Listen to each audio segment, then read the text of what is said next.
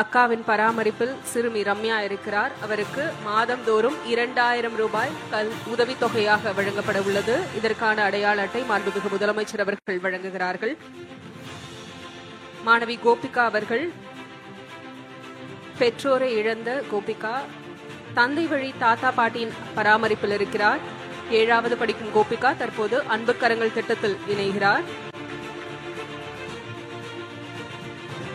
ஸ்வேதாஸ்ரீ அவர்கள்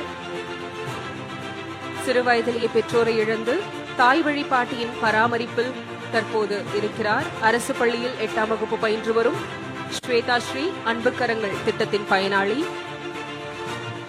தீக்ஷா அவர்கள் பெற்றோரை இழந்து தற்போது பாட்டியின் பராமரிப்பில் பள்ளியில் பயின்று வருகிறார்.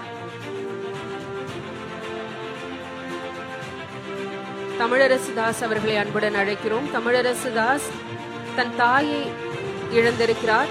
தந்தை இருதய நோயால் பாதிக்கப்பட்டு தற்போது சித்தப்பாவின் அரவணைப்பில் இருக்கிறார். காயத்ரி அவர்களை அன்பு